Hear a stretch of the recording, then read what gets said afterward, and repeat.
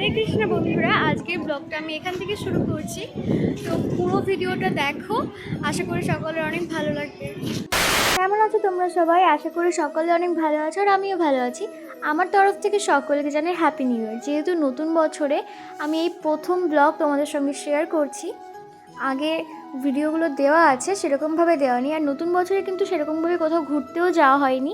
কিছু কিছু অনেক ব্লগ পড়ে আছে যেগুলো তোমাদের সঙ্গে শেয়ার করব, কিন্তু এখনও আমার এডিটিং করা কমপ্লিট হয়নি একটু বাড়ির প্রবলেমের কারণে। তো সেই কারণে নতুন বছরে তো কোথাও যাইনি।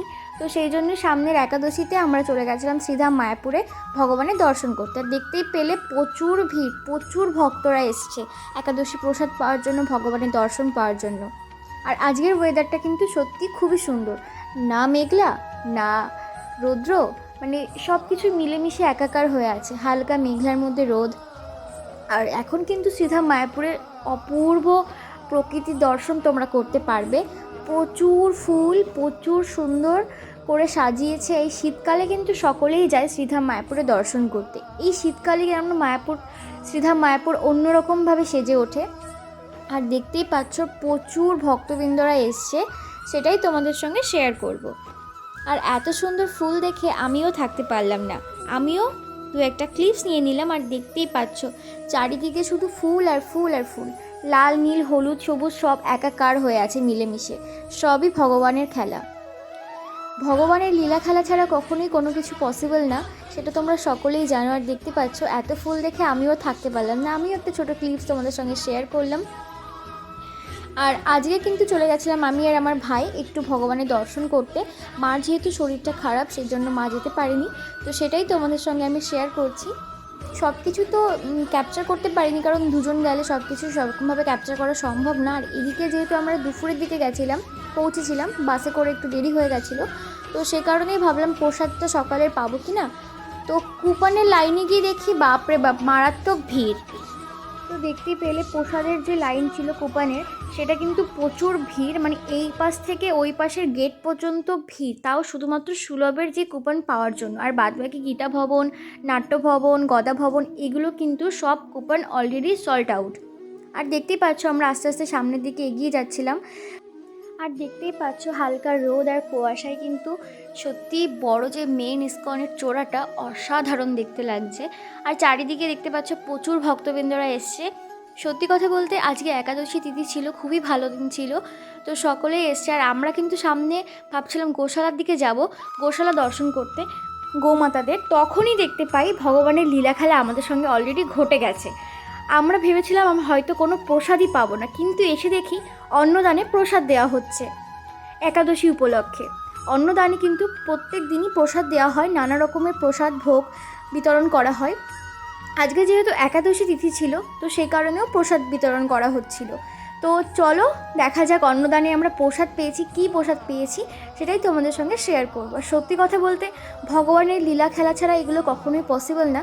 আমরা ভেবেছিলাম হয়তো আজকে আমরা সুলভে খেতে পারছি না, হয়তো আর বাদবাকি সব প্রসাদের কাউন্টারে টিকিটগুলো সোল্ড আউট হয়ে গেছে, আমরা হয়তো আজকে মায়াপুরের প্রসাদ পাবোই না। তো দেখতেই পারলে ভগবানের লীলা খেলা ছাড়া এগুলো কখনোই পসিবল না।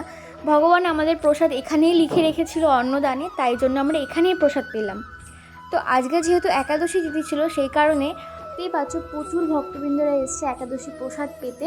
আর আজকে ছিল হচ্ছে ডালিয়ার খিচুড়ি আর তার সঙ্গে একটা কুমড়োর ঘ্যাট। তো আমরা এখানে খাওয়া দাওয়া কমপ্লিট করলাম। আর তারপরে আর কি এখান থেকে ভাইয়ের খাওয়া হয়ে গেছে, আমি ওর ক্লিপসটা নিচ্ছিলাম। তারপরে ও চলে গেল থালা ধুতে, আর আমি দেখতেই পাচ্ছ চেটে পুটে খেয়েছি। তারপরে ওখান থেকে কিছুটা ঘোরার পরে গোশালা দিয়ে ওখানে ক্যাপচার করতে মনে ছিল না। আর আমার যেহেতু ইউটিউবে আগেও দেওয়া আছে গোশালার ভিডিও, তারপরে ওখান থেকে বিকালের দিকে একটু স্ন্যাক্স আইটেম এখান থেকে খেয়ে নিয়েছিলাম কিনে। তারপরে আর ভাই বলছিল কী কী খাবে, আমি বললাম বল কী কী খাবে। ওখান থেকে মিষ্টি নিয়েছিল আর ক্ষীর নিয়েছিল, আর এখানে নিয়েছিলাম পাস্তা। আর ও নিয়েছিল একটা স্পেশাল পেস্ট্রি, সত্যি অসাধারণ অপূর্ব খেতে। নিরামিষ খাবার এত সুস্বাদু হয়, শ্রীধাম মায়াপুরে না আসলে কেউ জানতেই পারবে না। আমার তো অসাধারণ লাগে নিরামিষ খাবার, তোমরা সকলেই জানো। তো এখানে সত্যি কথা বলতে কেকটা সত্যি অসাধারণ খেতে ছিল, সব কিছুই অসাধারণ। এবার বিকাল হয়ে যাচ্ছিলো, যেহেতু বাড়ির দিকে ফিরতে হবে, তো আমরা একটু পার্ক থেকে ঘুরে তারপরে আর কি বাড়ির দিকে ফিরে যাব। তো তোমরা দেখতে থাকো ভিডিওটা, আর কেমন লেগেছে অবশ্যই কমেন্ট সেকশনে জানাবে। আমার ভিডিওতে যদি ভুল ত্রুটি থাকে তোমরা যদি কমেন্টে না বলো, আমি সেটা কি করে বুঝতে পারবো যে আমার কোথায় কোথায় প্রবলেম হচ্ছে। আর আজকে আমার এতগুলো ফ্যামিলি মেম্বার্স হয়েছে শুধুমাত্র তোমাদের ভালোবাসার কারণে। তোমাদের ভালোবাসা ছাড়া আমি এতটা দূর আসবো আমি কখনো ভাবতেই পারিনি। তো দেখতেই পাচ্ছ পার্কে কত ভিড়, কত মানুষ এসছে। মানে আজকের ভিডিওটাই তোমরা শুধু ভিড়ই দেখতে পাবে, কারণ সত্যি কথা বলতে প্রচুর ভক্তবৃন্দরা এসছে। আর সন্ধ্যা আরতি দেখবো বলে আমরা এইদিকে লাইন দিয়েছিলাম ফোন আর পার্সগুলো রাখার জন্য। আর এখানে কিন্তু জুতোও রাখা হয়, আর একদিকে ফোন আর মোবাইল। তারপরে আর যেহেতু ভিতরে ক্যামেরা অ্যালাউ করে না, সেই জন্য আমরা ভগবানের দর্শন পেয়েছি। আর ভগবানের আরতি একটু দেরিতে শুরু হবে, আমরা নৃসিংহদেবের আরতি দেখেই বেরিয়ে পড়ছি। যেহেতু দেখতেই পাচ্ছ সন্ধ্যা হয়ে যাচ্ছে, দুজন মানুষ বাড়িতে ফিরতে হবে। আর দেখতেই পাচ্ছ রাতের বেলা কিন্তু অপূর্ব রূপে সেজে উঠেছে মায়াপুর। প্রচুর ভক্তরা এখন আসছে। আর ওই দিকটা হাতি, আর একটু যদি আগে আসতাম তোমাদের হাতি দেখাতে পারতাম। হাতি ওই দিক দিয়ে চলে গেল, দুটো হাতি, তো সেরকমভাবে দেখাতে পারলাম না তোমাদের। আর এইটুকু দর্শন করতে পেরেছি আমরাও সত্যি ধন্য। আমি অনেক বছর পরে হাতির দর্শন পেলাম মায়াপুরে। তারপরে এখান থেকে বাড়ির জন্য একটু প্রসাদ নিলাম। আর এই ছিল আজকের ভিডিও। ভালো লাগলে like comment share and subscribe করতে পারো না, কিন্তু দেখা হচ্ছে পরের ভিডিওতে।